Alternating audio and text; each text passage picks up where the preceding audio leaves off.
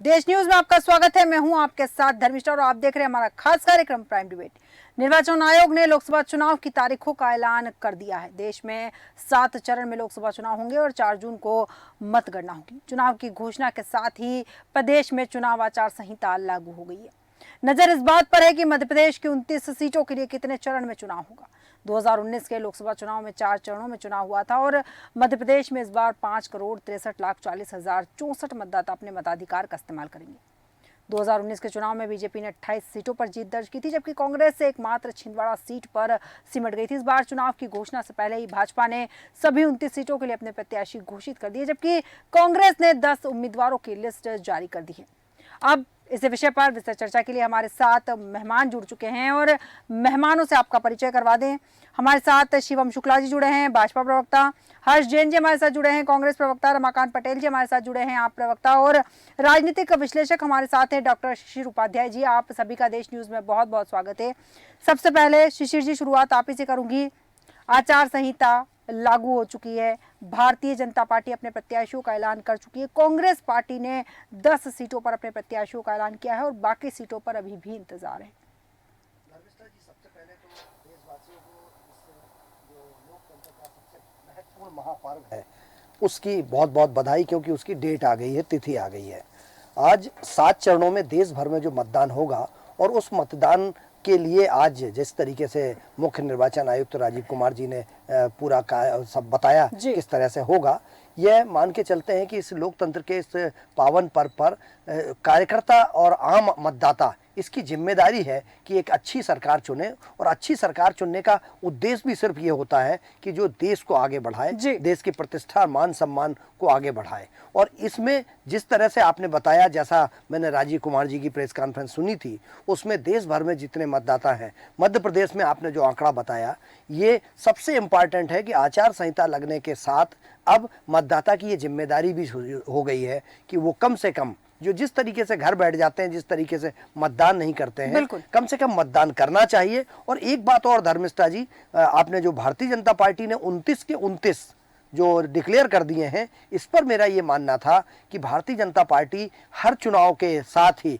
अगले चुनाव की तैयारी में जुट जाती है, ऐसा उनके नेता कहते हैं और ये हमने देखा भी पिछले कई सालों में। और यही वजह शायद कि चुनाव जैसा ही विधानसभा का निपटा था, वो लोकसभा में शुरू हो गए थे और लोकसभा में उन्होंने तो सारी तैयारी कर रखी है। विपक्ष कहाँ है? विपक्ष डिक्लेयर नहीं कर पाया है। क्यों नहीं कर पाया है? क्लीन स्वीप होगा या वो आगे बाकी जो 10 के अलावा जिनको 19 और डिक्लेयर करना है वो कब तक करेंगे? क्योंकि अभी उनकी यात्राएं चल रही हैं, उनकी तैयारी, चुनाव की तैयारी उतनी ज्यादा नजर नहीं आ रही। धर्मिष्ठा जी, बिल्कुल बिल्कुल, बहुत सही बात कही आपने कि तैयारियां नजर नहीं आ रही है। हर्ष जैन जी, आपके पास आऊंगी। यहाँ पर मैं जिस तरह से हम बात कर रहे हैं, चुनाव की घोषणा के साथ ही आचार संहिता लागू हो गई है और मध्य प्रदेश की 29 लोकसभा सीटों पर 4 चरणों में चुनाव होगा। भारतीय जनता पार्टी 29 सीटों पर अपने प्रत्याशी उतार चुकी है। हालांकि कांग्रेस ने मात्र 10 सीटों पर अभी मध्य प्रदेश में अपने प्रत्याशी उतारे, बाकी की सीटें अभी भी अपने उम्मीदवार का इंतजार कर रही है। इसमें आपको क्या लगता है कि तैयारियों का भरपूर मौका मिलेगा? जितना ज्यादा लेट होंगे प्रत्याशी घोषित करने में, उतना ज्यादा आपको नहीं लगता है कि नुकसान होने वाला है? क्योंकि उस वक्त बहुत सारी चीजों को कवर नहीं कर पाएंगे जिस तरह से विधानसभा चुनाव के दौरान हुआ था। धर्मिष्ठा जी, पहले तो मैं देश न्यूज के सारे श्रोताओं को नमस्कार करना चाहूंगा। जैसे कि हमारे राजेश आप सबको बताया कि हमारे 10 सीटों का ऐलान हो चुका है, 19 की कभी बात थी, जो कि इस हफ्ते अभी ऊपर बात हुई थी, बोला था इस हफ्ते पूरी की पूरी 19 सीटों का ऐलान हो गया।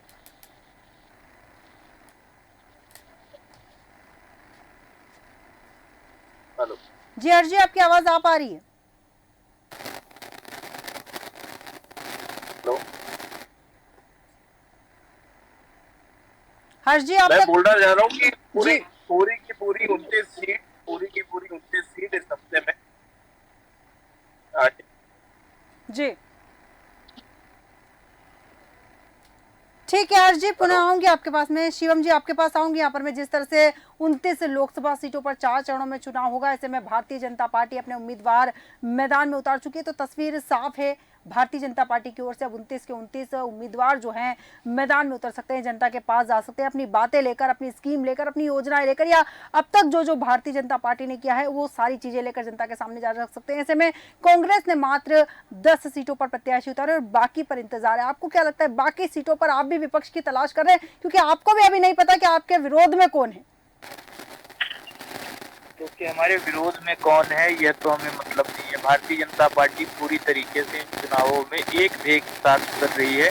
प्रधानमंत्री जी ने इस बार पूरे देशवासियों से अपील की है कि हम लगभग 370 से ज्यादा सीटें जीत करके सत्ता में वापस आएं, और जो हमारी सरकार ने विगत 10 वर्षों में विकास का एक नया मॉडल देश के सामने प्रस्तुत किया है उसको आगे बढ़ाने का काम कर। तो स्वाभाविक तौर पर मध्य प्रदेश की जनता भी इस बार उत्साहित है कि 39 कमलों की माला बना करके प्रधानमंत्री जी के गले में डाले, और जो उन्होंने विश्व के उत्कर्ष पर ले जाने का एक भारत के लिए लक्ष्य निर्धारित किया है उसको हासिल करने में हम मजबूती के साथ आगे बढ़ सके। तो स्वाभाविक तौर पर आज कांग्रेस पार्टी इन्हीं सब कारणों से, जो हमारी लोकप्रियता है, हमारा जो जनाधार है, उसको देख करके कहीं न कहीं अचंभित और भयभीत है, जिसके कारण उन्होंने अभी तक अपने प्रत्याशियों का निर्धारण नहीं किया है। अभी जब आखिरी बार इनकी सीईसी की बैठक हुई थी तो प्रदेश अध्यक्ष जीतू पटवारी जी बोल रहे थे कि हमने 70% सीटों पर उम्मीदवार फाइनल कर लिए हैं, और फिर टिकट कितने घोषित किए, 10 सीटों पर किए। उसमें से अधिकतर एक उमंग सिंगार, माफ कीजिएगा, सिद्धार्थ कुशवाहा को दिया, जिनके ऊपर महिलाओं के जुड़े हुए अपराध हैं। फूल सिंह बरैया लगातार अपमानजनक टिप्पणी करते हैं। कमलेश्वर पटेल, जिनके परिवार के लोग आदिवासियों के ऊपर प्राणघातक हमला कर चुके हैं। इस प्रकार से तमाम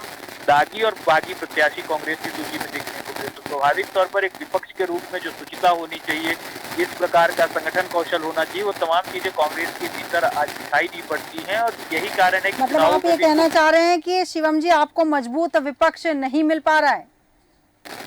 देखिए, विपक्ष के रूप में जब जनता जनादेश देती है तो स्वाभाविक तौर पर सत्ता पक्ष के साथ साथ विपक्ष को भी जनादेश देती है कि आप हमारे हक में आवाज उठाइए, विधानसभा के भीतर अपनी बात को रखिए, सड़कों पर संघर्ष कीजिए, और सरकार अगर कहीं पर भी कुछ विषयों पर जनभावना के अनुरूप काम नहीं कर पा रही है तो उसको लगातार चेक एंड बैलेंसेस उसके ऊपर रखिए। लेकिन कांग्रेस पार्टी की आज जो मध्य प्रदेश में स्थिति है, आपसी अंतर्कलह और गुटबाजी के परिणाम स्वरूप इन किसी भी कर्तव्यों के निर्वहन में कांग्रेस अक्षम है। और हम क्या देख रहे हैं, कांग्रेस से बड़ी संख्या में नेताओं का पलायन भारतीय जनता पार्टी की ओर हो रहा है। चाहे जितने वयोवृद्ध नेता सुरेश पचौरी जैसे लोगों ने जब पार्टी छोड़ दी, तो स्वाभाविक तौर पर यह एक सोचने वाला विषय है। विगत कुछ दिनों में कांग्रेस के लगभग 3-4 सांसद, लगभग 12-13 के करीब पूर्व विधायक, और इस प्रकार से बड़ी संख्या में श्रृंखलाबद्ध तरीके से आज भाजपा से भी अब गए हैं, भाजपा छोड़कर। शिवम जी, टिकट न मिलने से नाराज है वो। देखिए, भारतीय जनता पार्टी में इस प्रकार से इक्के दुक्के प्रकरण स्वाभाविक तौर पर हुए होंगे, हर राजनीतिक संगठन में होते हैं, लेकिन ये हमारे संगठन के लिए अलार्मिंग कॉल नहीं है। इकलौता प्रकरण हुआ, उसमें व्यक्ति की महत्वाकांक्षा और तमाम चीजों को हम समायोजित नहीं कर पाए, जिसके कारण हम तो हालांकि मानते हैं कि अगर एक कार्यकर्ता भी हमारे दल को छोड़ रहा है तो हमारे लिए पीड़ा और चिंता का विषय होता है। लेकिन अब राजनीति में यह भी संभव नहीं है कि प्रत्येक व्यक्ति की महत्वाकांक्षा को हम कहीं न कहीं ठीक है शिवम जी, बहुत सही बात कही आपने कि एक व्यक्ति के जाने से भी पीड़ा होती है। बिल्कुल सही बात कही आपने। रमाकांत पटेल जी, आपके पास आऊंगी। यहाँ पर आचार संहिता चुनाव की घोषणा के साथ ही लागू हो गई। ऐसे में आपको क्या लगता है कि अब सरकार जो है जनता के बीच जा पाएगी अपनी योजनाएं लेकर, या फिर जिस तरह से लगातार वर्तमान में चल रहा है कि सभी प्रधानमंत्री मोदी जी की गारंटी की यहाँ बात कर रहे हैं, ऐसे में और शिवम जी का कहना भी है कि उन्हें मजबूत विपक्ष नहीं मिल पा रहा है? बिल्कुल धर्मिष्ठा जी, आप कह रहे हैं कि मजबूत विपक्ष नहीं मिल पा रहा है। हम मानते हैं कि मजबूती से जिस तरह से चैनलों में, टीवी चैनलों में प्रधानमंत्री जी आते हैं, उनका प्रचार चलता है, रात दिन ऐड चलते हैं, वो विपक्ष का नहीं होता है, बिल्कुल मानते हैं। लेकिन निश्चित तौर पे देश की जनता देख रही है कि जब 2014 का चुनाव हुआ था तो प्रधानमंत्री जी ने कुछ गारंटियां दी थी, तब भी गारंटी दी थी भ्रष्टाचार खत्म करने की, आज भी वही बात कर रहे हैं। तब भी गारंटी दी थी महंगाई खत्म करने की, कम करने की, आज भी वही बात कर रहे हैं। बेरोजगारी कम करने की बात की थी, तब भी, आज भी वही बात कर रहे हैं। तो इनसे पूछने की जरूरत है कि दरअसल जो बात इन्होंने 2014 में कही थी, 10 साल पहले कही थी, उनमें से कितनी बातों को इन्होंने पूरा किया है। रहा सवाल विपक्ष का, तो विपक्ष अपना काम कर रहा है। निश्चित तौर पे विपक्ष भाजपा को हराएगा, मिलके हराएगा, निश्चिंत रहें। ठीक है रमाकांत जी, आपने एक बात कही कि 2014 से जो प्रधानमंत्री नरेंद्र मोदी उन्होंने वादे किए और वादे अब तक पूरे नहीं किए। आपको क्या लगता है कि जो विपक्ष है, विपक्ष में आप भी है, कांग्रेस पार्टी भी और भी अन्य दल है, क्या उन्होंने प्रधानमंत्री मोदी जी को इस चीज के लिए घेरा है? निश्चित तौर पे जब भी बात आती है तो विपक्ष अपना काम करता है, और एक आम आदमी भी समझ रहा है, जो सामान्य नागरिक है इस देश का, वो भी समझ रहा है कि इन्होंने बात की थी महंगाई कम करने की। आज गरीब की थाली से सामान गायब होता जा रहा है। रोटियां महंगी हो गई, सब्जी महंगी हो गई, दाल महंगी हो गई, दूध महंगा हो गया, फल फूल महंगे हो गए। तो गरीब की थाली इन्होंने महंगी कर दी, किसानों का जीना इन्होंने दुश्वार कर दिया, बेरोजगार रोज आत्महत्या कर रहा है। आज आप देखेंगे कोई भी अखबार उठा करके कहीं ना कहीं आपको खबर आ जाएगी कि मध्य प्रदेश के या देश के किसी न किसी कोने में लोग आर्थिक तंगी से, बेरोजगारी से आत्महत्या कर रहे हैं। बिल्कुल बिल्कुल, बहुत सही बात कही ये- कि हर ये राज्य तमाम तरह की से चीजें हर राज्य से इस तरह की खबर आती है, चाहे वहाँ भारतीय जनता पार्टी की सरकार हो, चाहे आपकी सरकार हो, चाहे कांग्रेस की सरकार हो, हर राज्य से इस तरह की खबरें लगातार समाज में समाचार पत्रों में प्रकाशित होती है। बिल्कुल सही कहा। हर्ष जी, आपके पास आऊंगी। यहाँ पर मैं जिस तरह से हम बात कर रहे हैं, प्रत्याशियों की घोषणा अभी भी बाकी है, इंतजार अभी भी बरकरार है। ऐसे में भारतीय जनता पार्टी भी विपक्ष तलाश रही है और जैसा कि शिवम जी ने कहा भी है कि मजबूत विपक्ष की कमी अभी भी मध्य प्रदेश में खल रही है। ऐसा सिर्फ ये बातें मीडिया में फैल रही है, ऐसा कुछ भी नहीं है। अगर आप ग्राउंड रियलिटी देखें तो कल, और आप ग्राउंड रियलिटी देखें, सोशल मीडिया देखें, कल से जब से इलेक्टोरल बॉन्ड का मामला बाहर आया है, जी, आम जनता ये जान चुकी है कि बीजेपी ने कितना बड़ा घोटाला करा है। 15 लाख तो दूर की बात है, 6,000 करोड़ रुपए बीजेपी ने इलेक्टोरल बॉन्ड के नाम से लूट किए हैं लोगों से, जिनको डरा धमका के किसी को ईडी से, किसी को सीबीआई से, किसी को आईटी से धमकाया, उनसे पैसा लूटा, किसी को कॉन्ट्रैक्ट दिए, उनसे पैसा लूटा।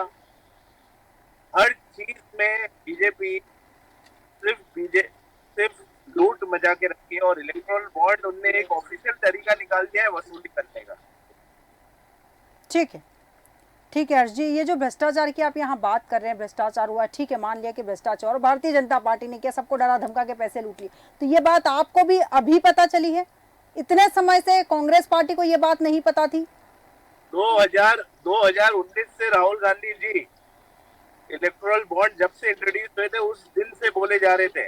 वो तो माननीय उच्च न्यायालय ने, सर्वोच्च न्यायालय ने फैसला लिया और ये विवश होके इनको डेटा बाहर निकालना पड़ा, और अब जाके आम जनता में उससे खबर फैली। जो हम 2019 से चिल्ला के बोल रहे थे कि इलेक्टोरल बॉन्ड सबसे बड़ा फ्रॉड है देश में। ठीक है, 2018 से आप चिल्ला के बोल रहे थे कि बॉन्ड जो फ्रॉड है, लेकिन उसके बाद भी आपकी नहीं सुनी गई। ठीक है हर्ष जी, पुनः आऊंगी आपके पास। शिशिर उपाध्याय जी, आपके पास आऊंगी। यहाँ पर हम घोषणा की चर्चा कर रहे हैं, जो घोषणा हो चुकी है, चुनाव आयोग की घोषणा हो चुकी है, आचार संहिता लग चुकी है, घोषणाएं अब नहीं होगी। लेकिन बड़ा सवाल यहाँ यही है कि विपक्ष जो है, आपको नहीं लगता सत्ता पक्ष को घेरने में कहीं ना कहीं कमजोर तो साबित हुआ है? क्योंकि जहां पर मौका था, मुद्दे थे बहुत सारे जनता के जो उठाए जा सकते थे, उन्हें धराशायी खुद विपक्ष ने कर दिया। बिल्कुल धर्मेष्ठा जी, आज भी ऐसा, चूंकि बहुत पुरानी पार्टी है कांग्रेस पार्टी, और कांग्रेस पार्टी में आज भी नेता बहुत है, कार्यकर्ता नहीं है जी, और अभी भी वो विपक्ष में रहना सीखे ही नहीं है, जनता की आवाज उठाना सीखे ही नहीं है। और भारतीय जनता पार्टी सत्ता में रह के भी विपक्ष को ऐसे वो आरोप लगाती है कि आज तक देश की बर्बादी के लिए जिम्मेदार सिर्फ कांग्रेस है। कांग्रेस इसका जवाब कभी नहीं दे पाई है। आप देखिए, अटल जी भी 6 साल देश के माननीय प्रधानमंत्री रहे। भारतीय जनता पार्टी के शासन में 10 साल से लगातार प्रधानमंत्री जी नरेंद्र मोदी जी हैं सत्ता में, इसके पहले भी। लेकिन जो माहौल बनाया जाता है, इसमें विपक्ष पूरी तरह से नाकाम रहा है। और मैं तो दूसरी बात कहूँगा, जिस तरह से अभी शिवम शुक्ला जी ने बात कही थी, वो उनका जो कहना था कि बहुत सारे लोग, आप देखिए शिवम शुक्ला जी ने बहुत जो सिद्धार्थ कुशवाहा कुछ लोगों के नाम लिए। मैं शिवम जी की जानकारी, चूंकि प्रवक्ता है भारतीय जनता पार्टी के, और उनकी मजबूरी है कि वो अपने लोगों को नहीं बता पाएंगे। ये शायद इनको नहीं पता कि येदियुरप्पा जी कौन है, येदियुरप्पा जी ने क्या किया है। अभी इनके मुख्यमंत्री थे, भ्रष्टाचार के करोड़ों अरबों रुपए के भ्रष्टाचार के आरोप थे, उसके बाद फिर पार्टी में से निकाल दिया गया, पार्टी में फिर शामिल कर दिया गया। इसके अलावा अभी 2 पवन, जिनको बंगाल से टिकट दिया गया था, उनके ऊपर काहे के आरोप लगे थे। अभी इन्होंने 2 सांसदों को जो टिकट दिया, उनके वायरल हो रहे हैं वीडियो ये। लेकिन यहां पर भारतीय जनता पार्टी उसको जस्टिफाई कर सकती है, विपक्ष उसको, अपने लोगों को, विपक्ष तो भारतीय जनता पार्टी की कमियों को उठा ही नहीं पाता है, जनता तक पहुंचा ही नहीं पाता है। जहां तक मेरे मित्र पटेल साहब ने जो बात कही, देखिए हम लोग जितने आम दर्शक जितना मोदी जी को देख रहा है उससे ज्यादा केजरीवाल जी को भी देख रहा है। बिल्कुल। टीवी पे मान साहब और केजरीवाल जी सिर्फ ऐड ही ऐड दिख रहे हैं हम लोगों को। जनता की बात जो होती है, पक्ष अपना रखो, आरोप तो लगाओ, लेकिन आरोप भी चूंकि कोई काम करने को तैयार नहीं है, उसके लिए मेहनत करना पड़ेगी। विपक्ष को जनता के बीच जाना पड़ेगा, मुद्दे उठाना पड़ेंगे। आप देखिए भारतीय जनता पार्टी छोटा सा मुद्दा भी होता है तो देश भर में आग लग जाती, चौराहे चौराहे पर प्रदर्शन होते हैं। आपने संदेश खाली का मामला देखा, ऐसे कई मामले भारतीय जनता पार्टी के राज्यों में भी हैं, लेकिन विपक्ष अपनी कलप वाली उन चीजों को विपक्ष कैच नहीं कर पाता क्योंकि वो वीआईपी जो डेकोरम है उससे बाहर ही नहीं निकल पाता है। बिल्कुल बिल्कुल, बहुत सही बात कही। रमाकांत जी आपके पास आऊंगी। यहाँ पर मैं जिस तरह से विपक्ष की बात हो रही है और शिशिर जी ने भी बहुत अच्छे उदाहरण दिए हैं कि विपक्ष जो है कई बार भारतीय जनता पार्टी को घेर नहीं पाता, क्योंकि सच है सत्ता पक्ष में सवाल उनसे पूछे जाने चाहिए और पूछने का अधिकार भी आपके पास है, क्योंकि आप विपक्ष में है, सत्ता से काम करवाना आपका दायित्व है, क्योंकि जनता ने आपको यह अधिकार दिया है। बावजूद इसके विपक्ष सत्ता पक्ष को क्यों नहीं घेर पाता है? देखिए धर्मिष्ठा जी, हर समय पे आम आदमी पार्टी आपको अग्रिम भूमिका पर दिखाई देगी। विपक्ष का रोल आम आदमी पार्टी ने बखूबी निभाया है। जहां पे हमारी सरकार है वहां पर ईमानदारी से काम भी करके दिखलाए हैं और देश की जो जरूरतें हैं, देश के जो मुद्दे हैं, उनको मजबूती से उठाने का प्रयास किया है। चाहे चीन हजारों किलोमीटर तक हमारे देश में कब्जा कर चुका है, अभी किया है चीन ने, मोदी जी के आने के बाद में कब्जा किया है। निश्चित तौर पे अभी मोदी जी के शासनकाल में जो हुआ है, मैं चाइना पिछले काफी लंबे अरसे से कह रहा है, 5 फिंगर्स वाली बात कर रहा है वो।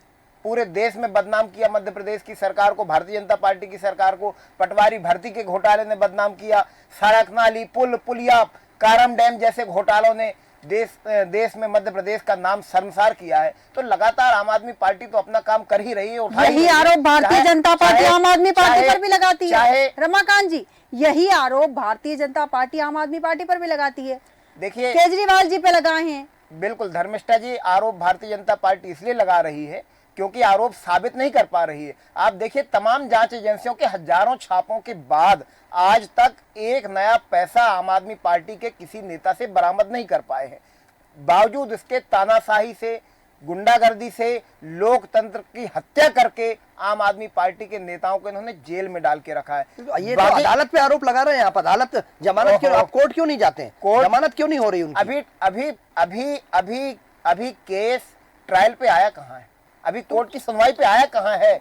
बिना सुनवाई के कोर्ट में कैसे, जेल में कैसे रखा जा सकता है? भारतीय जनता पार्टी के कांग्रेस के लोगों को बाहर कर दिया जाता है। आप बोल लीजिए, यही दुर्भाग्य है देश का। आप कह रहे हैं कोर्ट क्यों नहीं जाते हैं, अभी तक कोर्ट की सुनवाई में केस आए नहीं है। ये दुर्भाग्य है कि देश की जनता को भ्रमित किया जा रहा है। और मुझे बड़ा दुख है कि उपाध्याय जी आप भी भ्रमित हो गए भाजपा के षड्यंत्र में।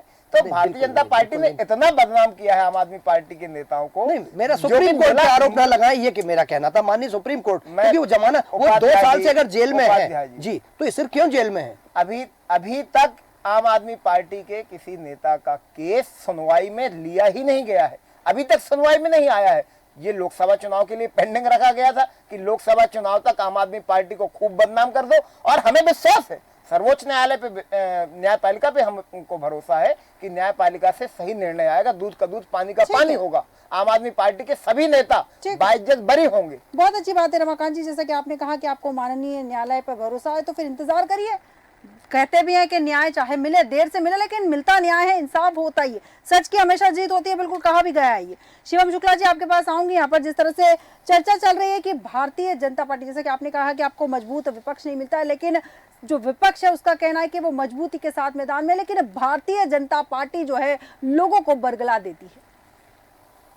देखिए, देश की जनता के विवेक पर सवाल उठाना यह तो बहुत ही मूर्खतापूर्ण चीज है। हमें समझना होगा इस देश की जनता सदैव विवेकी रही है। जब भी सत्ता निरंकुश हुई है, किसी भी रूप में लोगों के दमन और जो हमारे संवैधानिक मूल्य हैं उनके विपरीत गई है, तो जनता ने हमेशा ही सरकारों को आईना दिखाया। अगर आज हम लगातार जनता का विश्वास अर्जित कर रहे हैं तो स्वाभाविक तौर पर हमारी सरकार के भीतर वह तत्व होंगे जिन पर जनता विश्वास कर पा रही है। इस प्रकार से बयानबाजी करना, जनता के विवेक पर प्रश्न उठाना अपने आप में एक अविवेकपूर्ण निर्णय है। मैंने देखा रणदीप सिंह सुरजेवाला जी जनता के बारे में क्या कहते हुए पाए गए थे कि मैं श्राप देता हूं जो भाजपा को वोट देते हैं। तो इस प्रकार की मानसिकता, जिस पार्टी के साथ देश की 50% जनता का विश्वास जुड़ा हुआ है, जबकि कई राज्यों में हमारा वैसा विस्तार भी नहीं हुआ, उसके बावजूद भी इस प्रकार की बयानबाजी शर्मसार करने वाली है। हमें समझना होगा इस देश का लोकतंत्र बहुत ही जीवंत है और लगातार अपने आप को समृद्ध कर रहा है। तो मैं इस प्रकार की किसी भी चीज में विश्वास नहीं करता। मेरा मानना है कि देश की जनता बुद्धि और विवेक से परिपूर्ण है और स्वाभाविक तौर पर उन्होंने लोकतंत्र में जो भी निर्णय लिए हैं उसका हम सबको सम्मान करना चाहिए। जय पराजय अपनी जगह,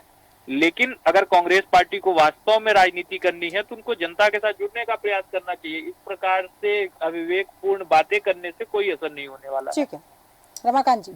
देखिए, मुझे तो बड़ी हंसी आती है जब भाजपा के प्रवक्ता कहते हैं कि जनता के जनादेश का सम्मान करना चाहिए। ये वही पार्टी है जिसने मध्य प्रदेश के अंदर सरकार गिराने का काम किया, विधायकों की खरीद फरोख्त करने का काम किया, महाराष्ट्र में सरकार गिराने का काम किया, गोवा में विधायकों की खरीद फरोख्त का काम किया। पूरे देश भर के अंदर चंडीगढ़ मेयर के चुनाव में आपने देखा मात्र 36 वोटों की गिनती में कितनी हेरा फेरी करने का काम किया, कैमरे के सामने पकड़े गए। ये आज देश की जनता की दुहाई दे रहे हैं। देश की जनता ने तो समय समय पे जो फैसला दिया, भारतीय जनता पार्टी ने नोटों के दम पे उस फैसले को बदलने का काम किया। ये दुहाई देंगे देश की जनता की। शर्म आती है भारतीय जनता पार्टी के प्रवक्ताओं पर। शिवम जी जवाब देना चाहेंगे आप? देखिए, देश की जनता, प्रदेश की जनता ने इन चुनावों में यह जो इस प्रकार के आरोप या विधानसभा के चुनावों से पहले लगा रहे थे उनका जवाब दे दिया है कि जनता की शोर देख रही है, जनता का विश्वास इस पर है। पिछले चुनावों में भी हमारा मत प्रतिशत ज्यादा था, तो इन चीजों का जवाब तो मध्य प्रदेश की जनता दे चुकी है, तो उस पर तो मैं टिप्पणी नहीं करना चाहूंगा। लेकिन यह जरूर है कि भारतीय जनता पार्टी एक ध्येय बना करके चल रही है कि इस बार प्रधानमंत्री जी ने जो संकल्प हमारे सामने रखे उनकी पूर्ति के लिए प्रतिबद्धता के साथ काम करें। भारत में जो विकास के कार्य हुए हैं उनको आगे बढ़ाएं और उसी दिशा में हमारी जब तीसरी बार सरकार बनेगी तो हम आगे बढ़ेंगे। ठीक है शिवम जी, बहुत अच्छी बात कही आपने कि तीसरी बार सरकार बनेगी उसकी ओर कदम बढ़ाए जा रहे हैं आपके। डॉक्टर शिशिर उपाध्याय जी आपके पास आऊंगी। एक और हम बात करते हैं सत्ता पक्ष और एक और बात करते हैं विपक्ष की। सत्ता पक्ष आश्वस्त है कि हम जीतेंगे और जीत को लेकर उनमें विश्वास है, तैयारियां नजर आ रही है। विपक्ष की बात करें, विपक्ष कहीं ना कहीं कमजोर पड़ता जा रहा है। दूसरा सवाल ये कि जिस तरह से मैंने शिवम जी से भी सवाल पूछा कि आपकी पार्टी के भी नेता गए, लेकिन उन्होंने जवाब दिया कि हाँ हम उनकी महत्वाकांक्षाएं पूरी नहीं कर पाए या फिर हमें उनके जाने का अफसोस भी। यही सवाल विपक्ष से भी किया गया था कांग्रेस के। उनका कहना था कि जो गए हैं वो सभी भ्रष्टाचारी। इस तरह से जो विचारों की जो इनकी जो मानसिकता है दोनों दल में कहीं ना कहीं ये भी बहुत ज्यादा भिन्न नजर आती है। बिल्कुल धर्मेष्ठा जी, जो वर्तमान में जो परिस्थिति है उसको देखते हुए मुझे सीधा सीधा ये लगता है कि इन माननीयों का, मैं बड़े सम्मान के साथ कहना चाहता हूँ, इन माननीयों का पार्टी, जाति, धर्म, इन चीज़ों से कोई लेना देना नहीं है। ना तो नैतिकता बची है, ना कोई मूल्य बचे हैं, ना इनकी विचारधारा बची है।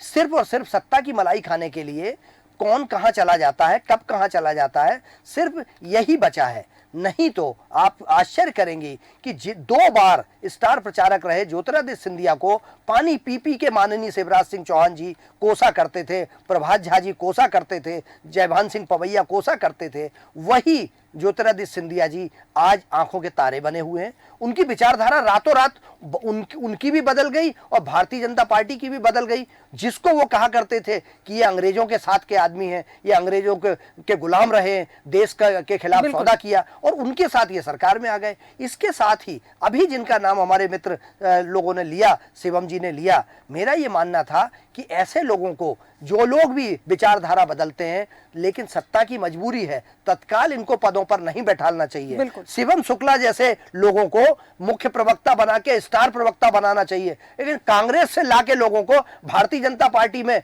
चेहरा बना दिया जाता है, प्रमुखता से बैठाल दिया जाता है। तो ऐसे युवा चेहरे कहां जाएंगे फिर? ये लोग कहां जाएंगे? ये पार्टी में पीछे चले जाएंगे, क्योंकि जिस तरीके से आ रहे हैं लोग, कल तक जो महाभ्रष्टाचारी थे, देश के माननीय प्रधानमंत्री जी कहते हैं, जो अजीत पवार जी का मामला हमारे मित्र शिवम जी जानते हैं, अजीत पवार जी के मामले को लेकर जब भ्रष्टाचार के अरबों रुपए के आरोप लगे तो उन्होंने कहा नहीं, ऐसे लोगों की जगह जेल में है। दूसरे दिन वो बीजेपी में चले गए और उप मुख्यमंत्री बन गए।